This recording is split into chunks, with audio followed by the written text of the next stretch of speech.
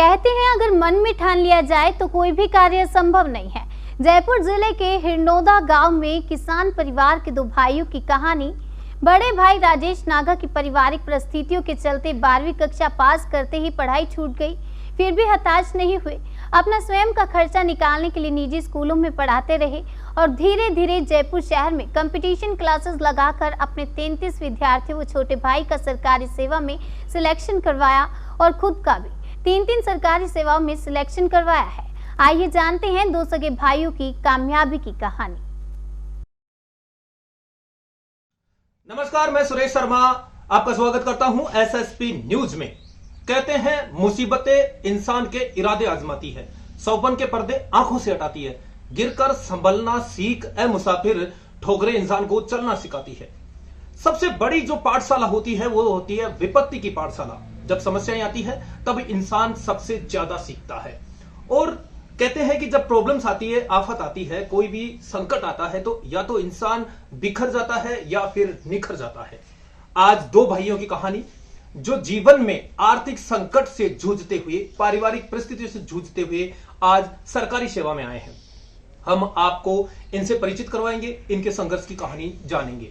तो सबसे पहले तो आप दोनों भाइयों को हमारी चैनल की तरफ से हार्दिक शुभकामनाएं। बहुत बहुत धन्यवाद कि आपका संघर्ष बहुत लंबा रहा, लेकिन फिर भी आप हताश नहीं हुए और आप कामयाब हुए। आप हमारे दर्शकों को परिचय बताइए, पहले अपना परिचय बताइए। मैं राजेश कुमार नागा और ये मेरे छोटे भाई जितेंद्र कुमार नागा, जिनका हाल ही में एसएससी सीजीएल 2018 के तहत कस्टम इंस्पेक्टर में चयनित हुए हैं। और मैं हाल ही में आईपीएस पीओ 2020 में बैंक ऑफ इंडिया में एज ए पीओ सिलेक्ट हुआ। अच्छा, मतलब ये आप ऑफिसर रैंक पे हुए दोनों भाई? बिल्कुल, दोनों भाई। बहुत बढ़िया। ये मैं बताना भूल गया था, यहाँ पर भंध्या के बालाजी के पास में हिरनौदा एक गांव है, जयपुर जिला का गांव है, बहुत छोटा सा गांव। एक किसान के बेटे हैं दोनों ही, और दोनों ने किस तरह से संघर्ष किया। तो नागा जी, हमने आपके बारे में सुना है कि आपकी पारिवारिक परिस्थितियों के चलते हुए 12वीं कक्षा में पढ़ाई छूट गई थी, तो हाँ, वो कैसे, क्या, किस तरह से रहा, वो सफर बताइए थोड़ा। हाँ सर, जैसा आप जानते हो, वैसे मेरे जैसे ही 12th हुई थी उसके तुरंत बाद में मेरी घर वालों ने शादी कर दी। और किसी वजह से मुझे उस टाइम पे ऐसा फील हुआ, वो शायद गलत था, कि मेरे ऊपर आर्थिक जिम्मेदारियां बढ़ गई। बाल विवाह हुआ आपका? हाँ, बाल विवाह हुआ। अच्छा। तो मैंने उन आर्थिक जिम्मेदारियों का निर्वहन करते हुए साथ में एक जॉब को चुनना चाहा। और मुझे लगा मेरी पढ़ाई को कंटिन्यू रखने के लिए मेरे को एज ए टीचर छोटे बच्चों को पढ़ाना शुरू कर देना चाहिए। तो मैंने स्कूलिंग में आफ्टर 12th पढ़ाना शुरू कर दिया। तो जैसे मैं 5-4 साल पढ़ाता रहा, लेकिन उस दरमियान मेरी कॉलेज की पढ़ाई कंटिन्यू नहीं रह पाई। अच्छा। तो मैं वहाँ पे ग्रेजुएट होने में डिले कर गया, ग्रेजुएट नहीं हो पाया टाइम। आपने 12वीं पास करते ही कौन सा सब्जेक्ट पढ़ाना शुरू किया? मैंने मैथमेटिक्स से शुरू। कौन सी कक्षा के बच्चों को पढ़ाते थे आप? वेरी फर्स्ट मैं 10th तक पढ़ाना स्टार्ट किया था मैंने। 10th तक? बिल्कुल। अच्छा अच्छा। तो स्कूल वालों ने ऐसे नहीं कहा कि आप अभी बच्चे ही हैं, बच्चों को कैसे पढ़ाओगे क्या? नहीं, बिल्कुल कहा, लेकिन जिन स्कूलों में मैंने पढ़ाना शुरू किया उन स्कूलों में मैं एज ए स्टूडेंट भी रह चुका था। तो उन्होंने मेरे पे थोड़ा विश्वास दिखाया, मेरे को मौका दिया। उनको भी मैं बहुत बहुत धन्यवाद देना चाहूंगा। अच्छा, आप इंटेलिजेंट स्टूडेंट थे अपने बैच के? उनके जब वहाँ पे मैंने 8th 10th पढ़ी तो मेरा मैथ्स में इंटरेस्ट ठीक था। ओवरऑल इंटेलिजेंट नहीं था मैं, लेकिन मैथ्स का इंटरेस्ट ठीक था जी। तो जैसे फिर आप कब लगा कि मुझे अब कॉलेज की पढ़ाई भी करनी चाहिए, और गांव छोड़ करके शहर की तरफ कब गए, कैसे लगा? एक्चुअली सर, क्या मैं बताऊं आपको, 4-5 साल मैंने जब 10th 12th की किताबें पढ़ाई बार बार, तो मुझे वो किताबें थोड़ी सी कैसे मोनोटोनस सी लगने लगी। उनमें लर्निंग के लिए कुछ बहुत ज्यादा बचा नहीं था मेरे लिए। अच्छा। तो मेरे को जो चीजें सीखनी थी, मैं क्या है सीखने के पर्पज से पढ़ा रहा था वहाँ पे। जो चीजें सीखनी थी वो एक प्रकार से उस स्टेज पे मेरे को लगा कि सीख चुका हूँ मैं 9th 10th 11th 12th की बहुत सारी बातें। अच्छा। तो फिर एक स्टेज पे मेरे को खलने लगा कि मेरा ग्रेजुएट होना भी जरूरी है। एक सोशल स्टेटस के लिए, मैं एक टीचर हूँ तो मेरे को ग्रेजुएशन के बिना टीचिंग करवाने में समस्या आने लगी कहीं ना कहीं। तो ग्रेजुएट होना भी जरूरी था। तो फिर मैंने 2015 में 13 जुलाई 2015 को यहाँ से इस एकेडमिक टीचिंग को छोड़ने का निर्णय लिया। अच्छा। और हम दोनों भाइयों ने 13 जुलाई 2015 को जयपुर में किसी एक कोचिंग में जाके दाखिला लिया। अच्छा, कोचिंग में पढ़ने लग गए। स्कूलों में पढ़ाते थे, ट्रेनिंग लेने के बिना। कई संगीतकार भी ऐसे हुए हैं जिन्होंने बिना ट्रेनिंग के बहुत अच्छा काम किया है। कई लोग जो अपने फील्ड के अंदर ग्रेजुएट नहीं थे, फिर भी उन्होंने बहुत अच्छा काम किया। ऐसा ही नागा जी ने किया। यहाँ स्कूलों में, ग्रामीण क्षेत्र की जो स्कूलें थी, उनके अंदर 10th लेवल तक इन्होंने मैथमेटिक्स पढ़ाई और बेहतरीन रिजल्ट दिए। उसके बाद में ये जाकर के खुद कोचिंग में दाखिला लिया आगे के कॉम्पिटिशन्स के लिए। तो सर आपने तो खुद ने भी कोचिंग खोली फिर? मैं सर एक्चुअली क्या है, मैं मैथमेटिक्स का ठीक नॉलेज था, लेकिन फिर भी मैं जानना चाह रहा था कि किसी कॉम्पिटिशन एग्जाम्स में मैथ्स को किस तरीके से टैकल किया जाता है। अच्छा। तो उसके लिए मैंने 6 महीने कोचिंग ली, और 6 महीने तुरंत कोचिंग लेने के बाद में मैंने अपना खुद का सेल्फ स्टडी शुरू किया। 1 साल पढ़ने के बाद जब हमने CGL 2016 दिया, तो उसमें ऑल इंडिया में मैथमेटिक्स वाले सब्जेक्ट्स में मेरी 8वीं रैंक रही। ऑल इंडिया में? ऑल इंडिया में, मतलब बढ़िया रैंक थी आपकी। 200 में से 192.5 स्कोर था 2016 में। तो उसके तुरंत बाद हमने 2017 में 2 जनवरी से कोचिंग स्टार्ट की। अच्छा, ग्रामीण परिप्रेक्ष्य में आप गए थे तो वहां पर समस्याएं तो खूब आई होगी शहर में, खर्चा वहन करने में ऐसे?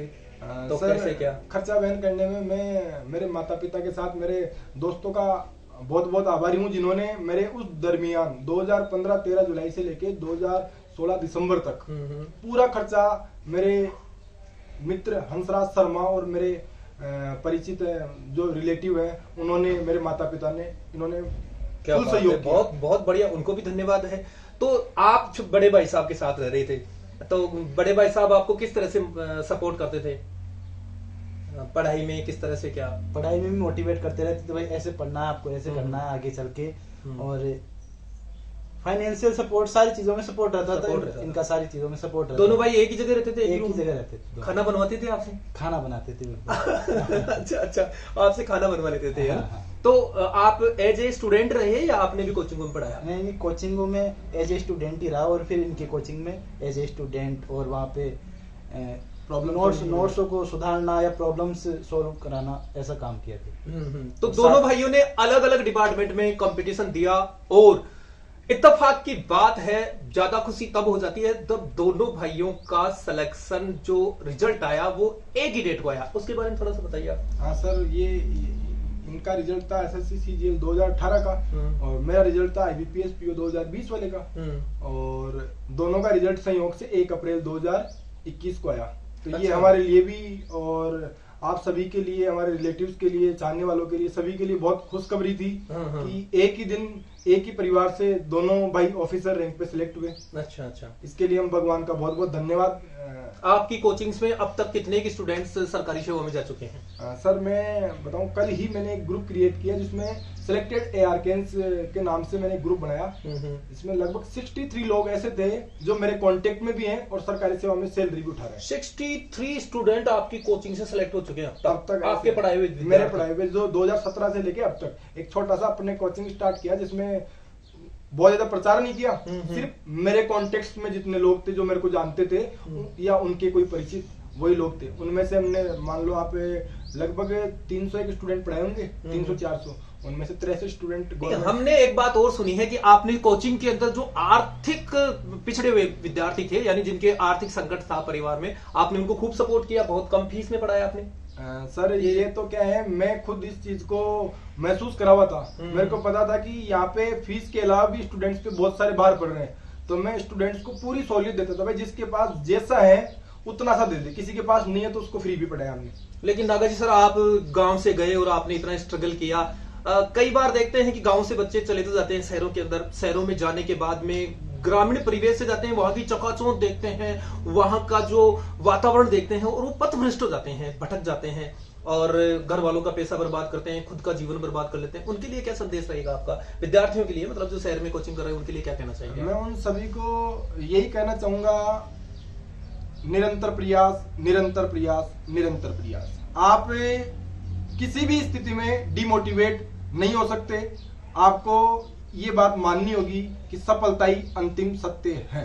आपको जब तक प्रयास करना चाहिए, जब तक आप जिस काम के लिए निकले थे घर से जयपुर, वो काम या वो मंजिल प्राप्त नहीं कर लेते। और मेरे को पता है, आप अगर ईमानदारी से मेहनत कर रहे हो तो एक दिन वो आपका सपना बहुत जल्दी पूरा होने वाला है। अब आप बैंक ऑफिसर बन गए हैं, लेकिन आपके अंदर तो एक अध्यापक छुपा हुआ है, और आपके अध्यापक ने आपको यहाँ तक पहुंचाया। तो क्या अब इस प्रोफेशन को छोड़ने वाले हैं या इसको कंटिन्यू रखेंगे आप? मैं इसको कंटिन्यू रखूंगा, लेकिन अब कोरोना की परिस्थितियों के बाद में हम इस चीज को ऑनलाइन डिजिटल प्लेटफॉर्म पे लेके आएंगे।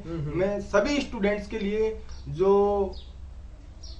गांव से जयपुर जाके तैयारी नहीं कर सकते, उन सभी के लिए ऑनलाइन कोर्सेज लेके आ रहा हूँ, जो भी बिल्कुल निःशुल्क। हम उनसे 1 भी रुपया चार्ज नहीं लेंगे। सुबह से शाम में रेलवे, बैंक, एसएससी, उन सभी के स्पेशल क्लासेस लगती रहेगी हमारे यूट्यूब चैनल पे। आप दोनों भाई इस सफलता का क्रेडिट किसको देते हैं? अगर दोनों भाई मिला के अगर किसी की सफलता का क्रेडिट देना चाहे तो ये हमारे घर वालों को देंगे। हाँ, क्योंकि घर वालों ने इन परिस्थितियों में आपको बाहर जाने की इजाजत दी और आपका सपोर्ट किया। तो ये थे नागा बंधु दोनों, जिन्होंने अपनी कोचिंग चलाई। किन परिस्थितियों से बाहर के बाद में बाल विवाह की वजह से फिर इनको कमाने का, क्योंकि पारिवारिक परिस्थितियां खराब थी, कमाना पड़ा, अपना खर्चा चलाना पड़ा। उसके बाद में ये जयपुर गए, कोचिंग की। कोचिंग करते करते इन्होंने खुद की कोचिंग खोली। वहां पर 63 स्टूडेंट्स का गवर्नमेंट सेवाओं में सिलेक्शन दिया। उसके बाद दोनों भाइयों ने भी सिलेक्शन लिया। इनकी कहानी से यह सीख मिलती है कि इंसान को कभी भी हताश नहीं होना चाहिए और निरंतर प्रयास करते रहना चाहिए। एक दिन अच्छा मुकाम मिल जाएगा।